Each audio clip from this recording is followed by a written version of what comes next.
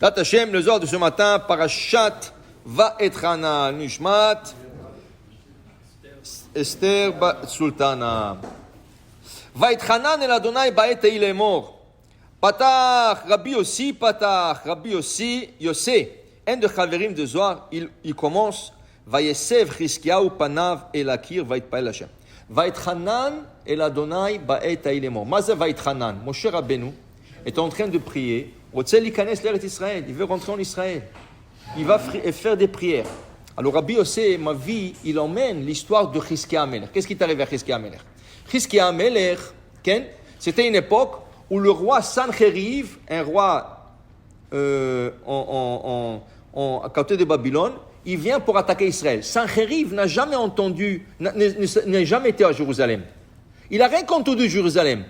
Tout le monde entendait Jérusalem. Sancheriv pensait que Jérusalem, c'est tout un pays. Il a emmené 1 million de soldats pour battre Jérusalem. 1 million. Le Gemara dit, ils ont passé devant un fleuve, les chevaux ont bu du fleuve, ils l'ont séché. 1 million de chevaux qui ont bu du fleuve.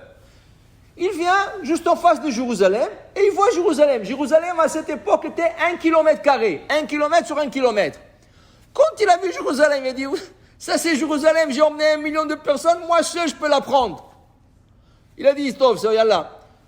Il a fait comme ça avec la main. Demain, j'efface cette ville. Oh Dayom, c'est l'Haftara de Shevi'i Shel Pesach. Oh Dayom le Nofef Benov.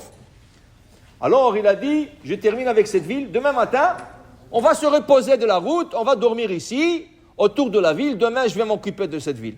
Le soir, sont descendus des anges, ils ont commencé à chanter, l'âme de tous les soldats ne pouvait pas rester dans leur corps en écoutant le chant des anges, ils sont tous morts. Le lendemain, Chizkiya ouvre les fenêtres, qu'est-ce qu'il voit? Tous morts. La veille, qu'est-ce qu'il a dit Chizkiya? Il dit à Akadosh Baruch Hu, moi je n'ai pas la force de faire la guerre contre lui, ou j'ai des soldats, je n'ai pas des armes, j'ai des soldats, alors vous allez occuper. Akadosh Baruch Hu l'a écouté. Pourquoi il l'a écouté, Chizkiya? Pourquoi il l'a écouté? Il l'a écouté parce que Chizkiyahu a forcé à tout le monde d'étudier la Torah. Il a dit, notre seule défense, c'est la Torah, l'étude de la Torah. Puisqu'il a forcé tout le monde d'étudier la Torah, Akadosh Baruch Hu l'a écouté. Mais tout de suite après, qu'est-ce qui arrive? Tout de suite après, Hachem lui envoie un message à Chizkiyahu, Kum ki machar atamet. Va faire une prière, demain tu vas mourir. Oh, l'homme, qu'est-ce que je fais? Qu'est-ce qu'il y a? Il dit, parce que tu t'es pas marié. Il ne voulait pas se marier. Chizkiya Amelech ne voulait pas se marier. Lama, il ne voulait pas se marier parce qu'il a vu une prophétie que ses enfants seront idolâtres. Alors il a dit, c'est pas la peine d'avoir 2 enfants s'ils vont être idolâtres. Alors il ne voulait pas se marier. Hachem lui a dit, tu as transgressé la première mitzvah de la Torah. Pour vous. C'est la première mitzvah, c'est la mitzvah rishona l'itchaten, la vie iladim, ou lo ratza l'itchaten amelech hazeh. Machar atamet, demain tu vas mourir. Tov. Alors il dit à Ishaïa est venu le voir. Il dit Ishaïa, mais toi tu as une fille, nachon? Toi tu as une fille. Donne-moi ta fille, on va se marier, et puis moi et ta fille, les enfants peut-être seront tzadikim. Il a dit ok, il était d'accord. Hachem lui dit, Ishaïa est en train de partir, va lui dire, je viens de lui ajouter 15 ans de vie. 15 ans. Il lui a ajouté 15 ans. Pourquoi 15 ans? Dit le Kliakar, Ish ve Isha, l'homme et la femme, s'ils sont en accord et bien, Shrina Shruya Benehem. La Shrina réside parmi eux. Comment? Ish, c'est les lettres. Aleph, Yud, Shin. Isha, c'est les lettres. Aleph, Shin, He. Qu'est-ce qu'ils ont en commun, le Ish, Isha? Aleph et Shin. Qu'est-ce qu'ils sont de différents? L'homme, il a Yud.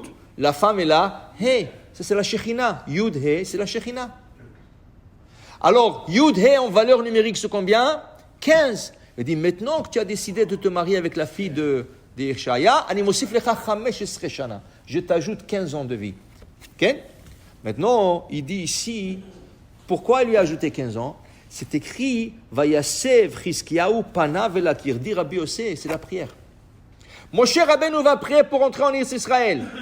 Hiskiyahu, il va prier pour rester en vie. Il lui dit, Mahar Tamout, Mahar, demain tu dois mourir. Itpalel, il lui a ajouté 15 ans. Très âgé, il était âgé déjà. 15 ans. Et Moshe Rabbeinu, Hachem lui a dit, tu rentres pas en Israël. Dit le Ramban, à la fin, qu'est-ce qu'il lui dit après le 515 prières? Qu'est-ce qu'il lui a dit Hachem? Allez Rosh Hagiva. Il n'était même pas censé devoir Israël. Après le 515 prières, Itkablat filato le merza. Hachem a reçu la moitié de sa prière. Mazé merza, aniten lecha fachot lirot et ze. Allez Rosh Hagiva, vesa enecha, monte sur la colline, lève tes yeux et je te montrerai tout Israël, tout ce qu'il y a en Israël. Les mines de ça. Regardez qu'est-ce qu'ils trouvent en Israël maintenant. Le pétrole, ils trouvent le gaz. Qu'est-ce qu'ils ne trouvent pas? Ça, mon cher Rabbeinu, on l'a déjà vu. Des diamants. Alors, tout, il lui a montré. Pourquoi? Tfila osa merza. Le fachot merza. Alors voilà, dit Rabbi aussi, combien c'est important de prier. Parce que ta prière, à la fin, elle fait des fruits. Il n'y a rien. Peut-être 50%, peut-être 100%. Voilà, mon cher Rabbeinu, 50%. Hiskiyahu, 15 ans de vie. La prière, toujours, ça marche. Baruch Adonai Le'olam. Amen ve Amen.